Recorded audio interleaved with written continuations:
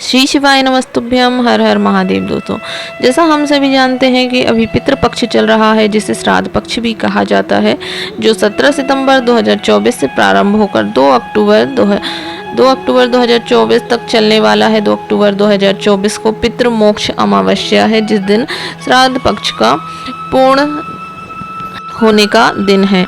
गुरुजी पंडित प्रदीप मिश्रा ने अपनी पुरानी कथाओं में एक विशेष उपाय बताया था।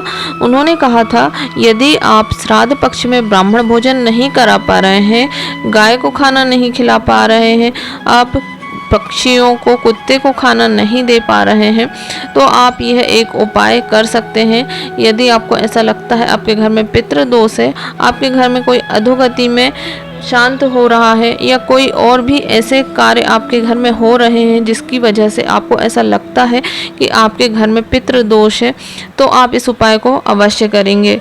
इस उपाय को आप श्राद्ध पक्ष में किसी भी दिन कर सकते हैं। वैसे तो इस उपाय को आप पूरे 16 दिन में भी कर सकते हैं, पर आप इसे 2 या 3 दिन भी कर सकते हैं। इसके लिए आपको एक कटोरी में कच्चे चावल ले लेना है, और उसमें हमें एक बेलपत्र और 2-3 दुर्वा उस कटोरी में चावल में हमें रख देना है। और अपने रसोई घर में जो पानी का स्थान होता है, जो परिंदा मटका जहाँ पर हमारा रखा हुआ होता है, या जहाँ पर आपके घर में आरओ मशीन लगी हुई होती है, आपको वहाँ पर उस कटोरी को रख देना है। आप इस उपाय को 16 श्राद्ध के पूरे 16 दिन भी कर सकते हैं। मतलब कटोरी को आपको 16 दिन भी रख सकते हैं, या फिर आप 2 या 3 दिन में भी इस उपाय को कर सकते हैं। गुरुजी ने कहा था, यदि 16 दिन नहीं कर पा रहे हैं तो आप 2-3 दिन भी इस उपाय को कर सकते हैं। आपको वह कटोरी चावल की जिसमें हमने बेलपत्र और दुर्वा रखा हुआ है, उसे हमें अपने किचन में रख देना है। और शाम के समय प्रदोष काल में हमें वहाँ पर एक दीपक प्रज्वलित करना है, जिसकी लो दक्षिण दिशा की ओर होगी। फिर हमें 3 दिन तक उसे वहीं पर रखे रहने देना है। आप 16 दिन कर रहे हैं तो आपको 16 दिन वहीं पर रखे रहने देना है।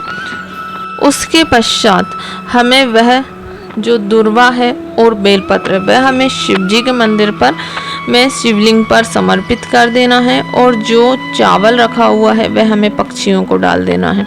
बस हमें इतना ही कर लेना है। इस प्रकार यदि हम यह कर लेते हैं, तो यदि हम कोई श्राद्ध पक्ष में कोई कार्य नहीं कर पा रहे हैं पितरों के लिए, तो इस कार्य को करने से ही हमारे पितरों को तृप्ति प्राप्त होती है, और जो भी पितृ दोष हमारे घर में होता है वह समाप्त हो जाता है। तो आप यह पितृपक्ष में, श्राद्ध पक्ष में इस उपाय को अवश्य करिएगा, आपको लाभ अवश्य प्राप्त होगा। बढ़ते हैं अगले उपाय की तरफ, जो गुरुजी ने बताया था कि आप श्राद्ध पक्ष में इस उपाय को एक दिन अवश्य कीजिए। आपको एक साबुत चावल का दाना ले लेना है और अपनी हथेली में रख लेना है, और अपने घर में जो भी पानी का स्थान होता है, हमें वहाँ पर खड़े होकर 5 बार स्वधा नाम का स्मरण करना है। जी हाँ, स्वधा नाम हमें 5 बार बोलना है। फिर हमें वह चावल का दाना अपने ही घर में, या फिर आप मंदिर जा सकते हैं तो मंदिर में आपको वह दाना शिवलिंग पर समर्पित कर देना है। बस हमें इस तरह ये सरल उपाय करना है। श्राद्ध पक्ष में एक दिन अवश्य कीजिए।